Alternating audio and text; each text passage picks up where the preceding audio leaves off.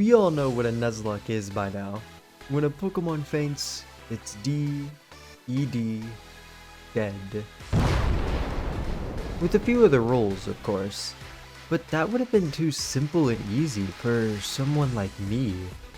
So I wanted to use only Smeargle. Smeargle has a rather unique gimmick. It can learn any Pokemon move. From God's own signature move to Splash.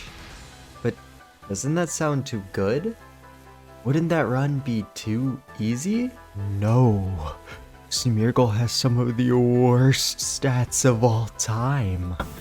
This is Munchlax and its stats.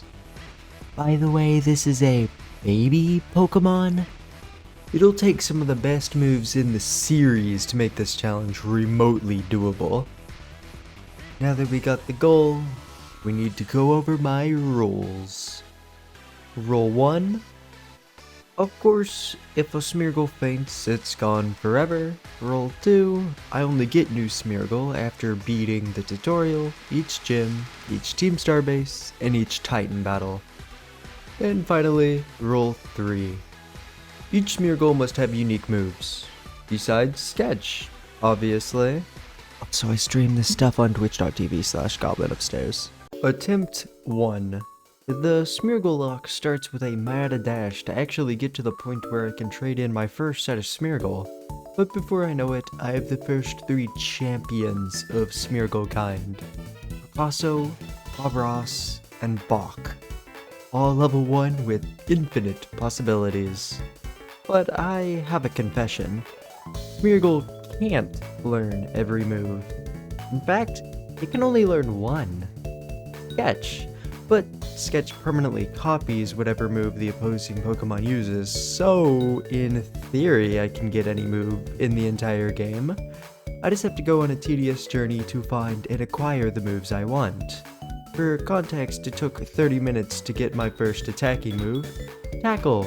Thank you for all the free heals, Nimona. It'll be the only nice thing you ever do for me. After getting all 3 of my Pokemon some attacking moves, we fall off a cliff and encounter a sandwich-loving type of Smeargle. It's a regional form, and that's why it looks so different. And after a quick stroll through a cave, we meet with our first major issue. A level 40 Houndoom that instantly KOs one of your Pokemon. Or does it? It uses a move and a Pokemon is returned to its ball. But it never says the word fainted anywhere, so in my books, it doesn't count. Blah blah blah, Smeargle saves us and dies before we meet Arvin. He has mommy issues, but he also offers us our first battle of the game. His level 5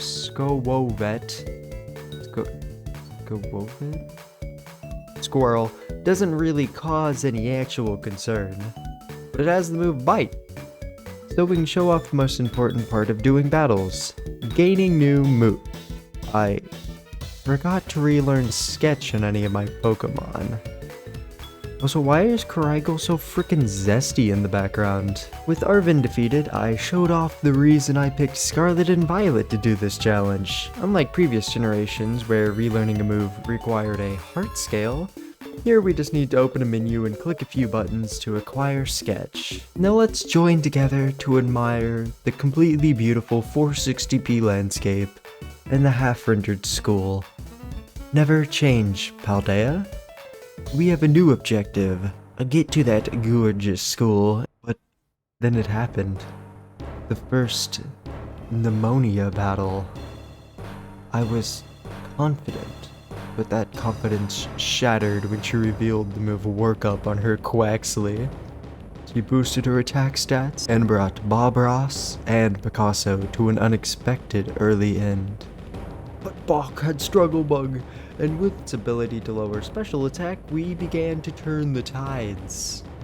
Quaxley fell, but Palmy used Terastallization, massively boosting the power of its electric type moves. Struggle Bug was again our only chance. Things looked bad, but hope swelled deep within my heart, until I spoke the forbidden words that would curse me over and over throughout the entire run. Should be... I think I'm gonna try to take Thunder Shock. Please do not crit me. No! Oh my gosh, the crit hit it so over. I wiped already. No. I shook off the first loss. It was just a misplay. With better planning, this would surely be absolutely cake. Attempt 2. We also added a new rule here. Originally, I could only get moves from the first Pokemon I encountered in each area. An homage to normal Nuzlocke rules where you can only catch the first Pokemon on each route. But that is literally the worst rule ever. I replaced it with one where every Smeargle must have unique moves. We'll just pass over the disgusting amount of time it took me to get my first couple moves and skip straight to the Nemona fight. Van Gogh, Vinci, and Mozart are here to avenge our fallen Smeargle. We start off using Struggle Bug, a strat that would have saved me in the last battle if I wasn't stupid. The duck's strength depleted almost as fast as its HP, but I still had a plan for old Daffy here. I needed to take the move that spelled out my first defeat. Workup is acquired.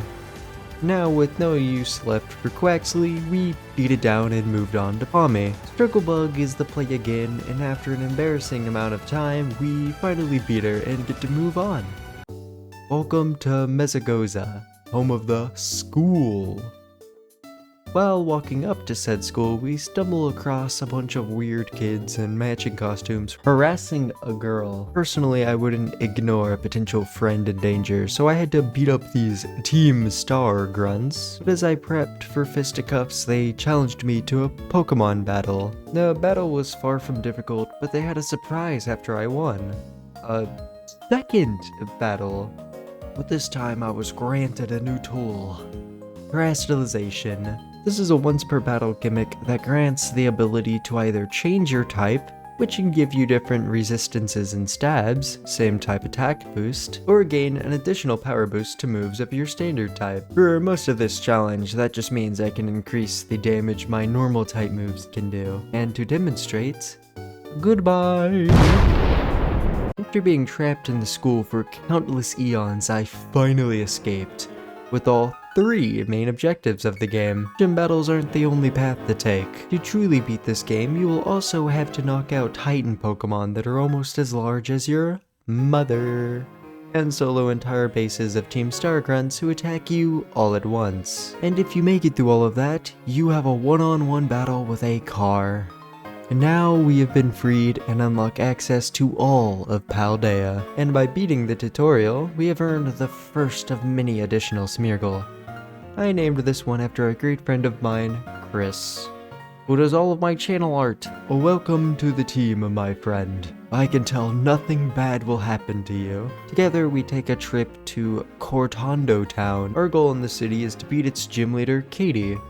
But because a cool aesthetic gym with gym trainers and it is too old school, we gotta play some football with an olive to reach Katie. A lesser man than me would just cheese the entire thing and ignore the trainers, but I'm a gluttonous soul, and they are just free EXP. I almost lost to this one. The olive roll and its guardians were no match for my Smeargles, but my performance caught the attention of the lady herself. I began to feed a Van Gogh steroids so she could survive Nimble's double kick, and with boosted stats and a timely Terra, Nimble was squashed like the bug it is. This spider bug with a name I can't say suffered from the same fate. Now only Teddy Ursa stood between us and our artistic vision of a gym badge. Katie teared her bear into a bug type and started to unleash Fury Gutter, a move that increases in power each time you use it. A secondary effect I completely forgot about. Van Gogh saw the light for a brief moment, before shaking it off and knocking the teddy bear out, earning us the bug badge without a single casualty.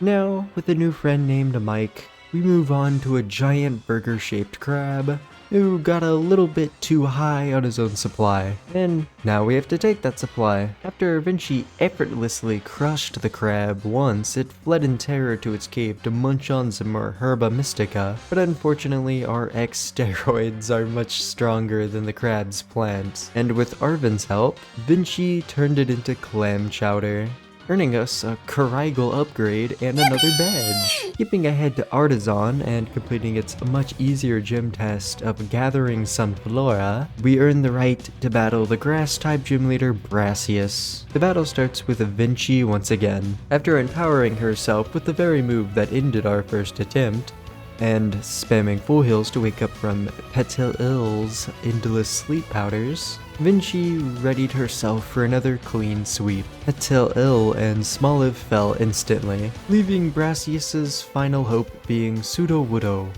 a monster who easily shrugged off our boosted quick attacks and returned with a devastating Trailblaze. But even in her wounded state, Vinci overcame, earning us another easy gym badge. Here we also acquire a very important Smeargle that saves us in the run later, Beethoven. The run is going great. No losses at all and 3 badges down? Why would I think some weird looking bird would change anything? The battle started off horribly. I ordered Mozart to use a psychic type move against the dark type Bombardier. I almost cost one of the originals its life with my foolishness. It looked helpless for a moment. I didn't have X defenses and the bird's attacks were too strong to heal Mozart. Someone had to fall for me to make a clean switch. And from the back of the party, Beethoven called out, offering himself to the bird.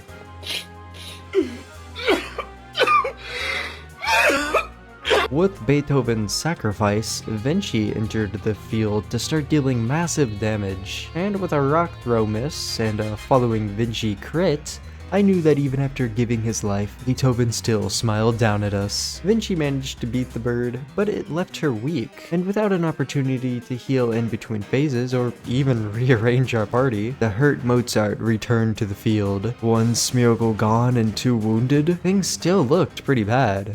But Mozart refused to allow anyone else to die in her place. So we healed Vinci and said goodbye to an OG. But while going to send Vinci back in, a new thought entered my mind. Chris and their perfect moveset for this battle. So in they went with a Thunder Wave to cripple Bombardier, Arvin's rock type moves weakening it even further. Chris tossed a rock and the bird responded with Torment, preventing the same move from being used twice in a row. But Chris had too many tricks up their sleeve for that to be impactful, and used the opportunity to use Growth and improve its attacking stats. And with a few more rounds of pelting with rocks, the Sky Titan fell down from the heavens. 07 to the fallen. Your memory will motivate us. 4 badges down. Now, I haven't been talking about the journey to each battle because it is very long and boring, but on the way to the Dark-type Team Starbase, I messed up and lost Mike to a random Mudbray. He didn't get the chance to shine, but at least I won't lose one of my heavy hitters to a random battle later on.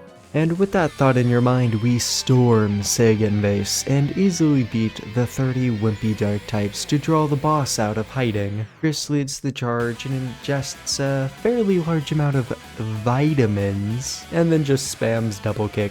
Honeyard folded like an omelet, but the Starmobile won't be nearly as simple to beat down. But with a positive mindset and enough time, the car was sent to the scrapyard, and we can move on to the crown jewel of Paldea. Levincia houses the electric-type gym leader Iono, and another Nemona battle. But it was so easy that it's not even worth going over. She'll never be a problem ever again, I swear. Getting back on track, we have a brief collab stream with Iono before earning the chance to battle her. He leads with a weak watch roll, which gave Vinci plenty of time to set up and prepare to sweep. In her empowered state, Vinci mercilessly knocked out watch roll. Bellyvolt lasted longer, trying to make his trainer proud, but the frog could not muster up enough firepower to break through. Luxio was next, and it gave its life to paralyze Vinci, a move that would soon lead to many bad things. Miss Magius was Iono's last Pokemon, and it was now faster than Vinci due to her status condition. It let loose a barrage of charge beams, steadily increasing its special attack to the point where I had to switch to heal. Mona Lisa, a Smeargle I never talked about, stepped up to take the blow, and as she was vaporized before my eyes, I realized Vinci was still paralyzed, so Kage was the next to take the shot. Vinci came back out, and with one final quick attack, Vinci avenged them. The battle was rough, but a series of tragedies were still on the horizon, and I was about to get the first taste of it. After celebrating my two new Smeargle, Concerned Ape and Ooga Wooga, I took part in a battle with some random trainer, and midway through the battle, I lost Chris. I'm so sorry, my friend. R.I.P. But I had to shake off my sadness and move on to the Fire-type Team Starbase. The Star Barrage was over quickly, and I stood face to face with Mela. I had the opportunity to make up for my past mistakes. Vinci set up the usual X items and readied herself for a quick victory, but I quickly realized why Mela had that sick smile. Her Torkoal used Clear Smog, and resets all of my stats. I didn't have enough X items to re-empower Vinci, but I couldn't just give up. Vinci took one hell of a beating, but she kept going, defeating the turtle with the last of her strength. The Starmobile was next, and it came with a fury. Vinci braced herself for the final blow, but Ooga Wooga jumped in and took it for her, allowing Van Gogh to take the field safely. But their water-type attacks weren't strong enough, so they gave their life to heal Vinci. Vinci stood tall. He had overcome so much, put in so much work, but now the fate of the challenge all rested on her. But the Starmobile mocked her resilience with a screech, partially lowering her defense. The next turn, Vinci was hit with a powerful blazing torque. She survived with 1 HP and returned the favor with her own mud shot, but it wasn't enough. The burn she carried took her out. I lost. Wait, I said I got 2 new Smeargles, even called them out by name. One of those names weren't present for this battle. One Smeargle stayed behind. We just had to train them, beat a few other battles, and then come back to Mela. Concerned Ape stood up to the hulking Steel Titan. Hours had been poured into him. My hopes motivated him, the souls of the fallen fueled him, and the fate of the future rested on his capable shoulders. Then he lost. Attempt 3. Our final trio is Thunder, Douglas, and Barbara. Or, I guess, Douglas and Barbara. At least the Nemona battle was cake. Now that I know what I'm doing, she kinda just isn't ever going to be an issue ever again. After obtaining the Terra Orb and being set free, I start the trek to battle Katie once again. And lost Douglas. Barbara is probably terrified right now. At least I found a shiny. Once it entered its Pokeball, I felt an overwhelming power wash over me. This creature was different. Now let's quickly speed through some progress. Katie was squashed, the crab was boiled, and Brassius was cut down. We are making very good progress, but before we tackle the bird, there's some power we've left untapped. Let me just name this Smeargle Sacrifice and show Bombardier the strength of the deity. It only took moments. And while the Titan laid charred, the deity turned its attention to me, expecting payment for calling upon him. I gave him sacrifice and claimed the 4th badge. Divinity has a heavy cost. I hope I won't need to pay it too often. We can't get too sad over sacrifice because we have 2 new Smeargle, Paint and Danger. There was also George, but after taking out my anger on Kayakomo, we get to Nemona. Time for another squash match. Her Rockruff managed to make Danger have to switch out, but Paint cleaned it up with an Aqua Jet. Danger came back out and beat down Pomni to help give me more confidence. Now Barbara just has to beat Quaxley. Then it used workup. Barbara managed to poison it, but that was the last thing she was able to do. He fell like her siblings before her. Danger was furious when he retook the field to avenge her. All I had to do was spam healing until Barbara's poison took it out. But I messed up. I used the wrong potion.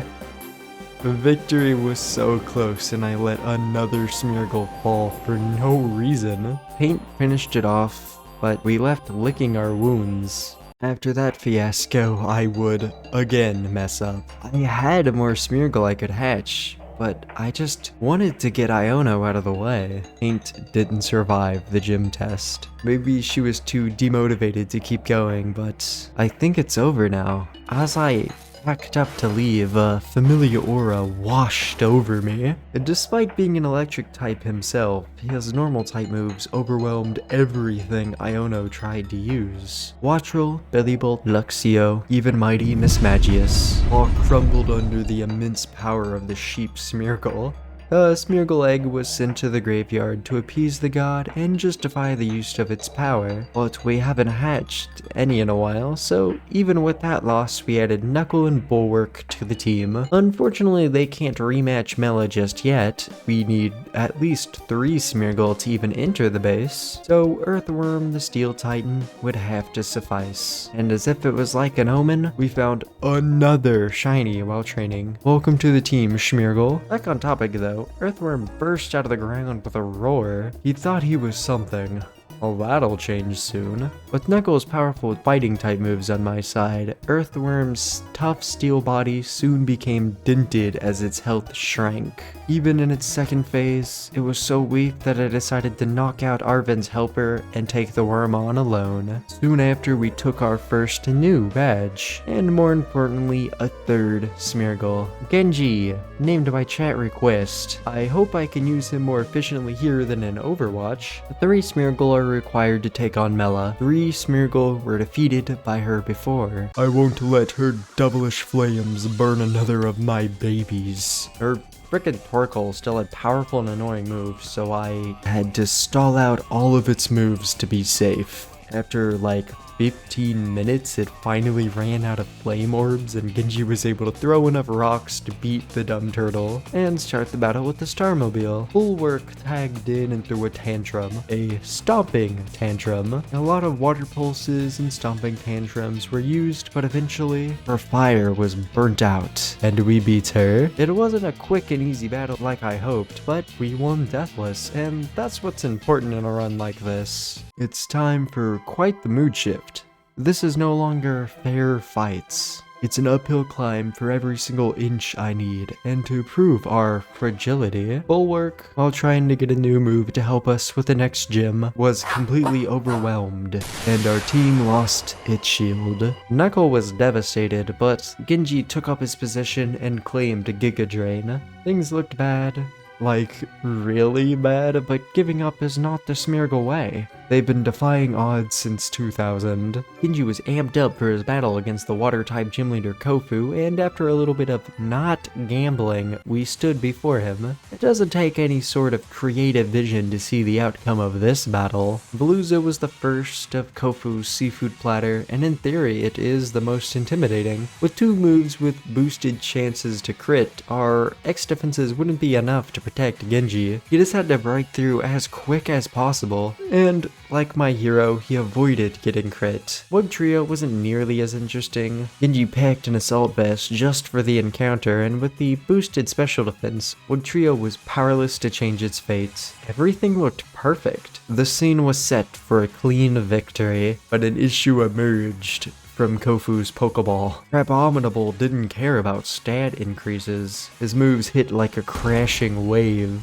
Genji fought like hell, lived hit after hit, but the crab's barrage was unending. After avoiding so many crits from Veluza, a crit from a different mon spelled his end. Before I even had the chance to grieve, Knuckle leapt forth. He wouldn't stand idly by while his friends were beaten, and within a few turns, the behemoth fell. I won that battle. There is still this overwhelming presence on my mind. I can't shake the feeling that something very bad is about to happen. Despite my worries, I had to continue. My next destination was Navy Base for a star barrage. I walked through the door with a full roster of 3 Smeargle. When the barrage ended, at least we still had Knuckle. Even if that flame in his eyes had burnt out from the things he witnessed. Knuckle fought with every ounce of strength he could muster, but Atticus's Pokemon were far beyond what he could handle alone. Knuckle finally reached his limit and united with his brother. With his defeat, I was out of Smeargle. The cruel sting of failure was overtaking me again. But then a miracle occurred. The 3-headed Smeargle I found on the beach gave itself up to the deity, who stepped forth, stronger than ever. Poison is nothing but an impurity, and divinity stands directly opposed to such a substance. Atticus's team was wiped out before he could even issue a single command. The next Smeargle we got was a truly blessed being. This one had so much to live up to, and so far to go. My hopes lay with her, and so I named her Hope. After an extensive training session, it was time for the deity's chosen child to face her first gym leader, Larry. Despite being a 1-on-3 battle, it was hardly anything to remember. Hope would strike down each of his Pokemon with the same ferocity that our patron god wielded. Kamala was first to fall, and a Dunsparce didn't last much longer. Staraptor gave its all, but I wasn't going to give up hope. Larry took his loss with humility, and my sights turned to the desert. But wielding a god gained the attention of a devil, and she chose now to strike. Hope raised her stats, while Nemona's Lycanroc struggled to do much of anything. And once her power was at full might, the rock pup was shattered. Another brutal attack was aimed at Palmo, but it lived, and it crit. As hope was lost, a voice spoke out. Is that it? That was you going all out to preserve your final chance? I am disappointed. Be grateful you've done well to keep me amused this long. Give me the egg you earned from Larry, and I'll end this devil. After that, you'll need to go on a little journey. Eventually, you'll find my final gift, my final mercy, your final chance. Don't disappoint me again. An egg was given, and Nemona was blown up. Despite now having no more Smeargle, I followed his instruction and explored Paldea far and wide. And eventually, I found the gift. A horned Smeargle appeared, a third divine spirit. This one gave itself up to revive my hope into a new form. Adeline, the fairy-type Smeargle. We had a date with an ancient creature that escaped its world. The battle with Great Tusk was going perfect. The first phase was a cakewalk, so easy that it gave me an ego. And in phase 2, I spent 2 turns to defeat Arvin's helper. 2 turns were wasted for my ego. If I had attacked the beast in those turns, Adeline wouldn't have gotten crit. My own incompetence and arrogance led so many faithful and strong creatures to their untimely ends. This last chance was just a test. The great voice of my personal god spoke out for the second and final time. You failed me. Despite being given so many chances and so much help, dozens of Smeargles stuck their neck out for you, just for you to let their heads be lobbed off. It will not help you further. This run is over, but don't think that your actions will lack repercussions. The fallen will be avenged. So I definitely failed that challenge, but it was very fun. Even though I had some recording issues, but that's what we call a learning opportunity. But oh, I should be very scared. The deity threatened me. Maybe you'll have to subscribe to see how that story plays out. Anyway, have a great day, and thank you for giving me your eyes.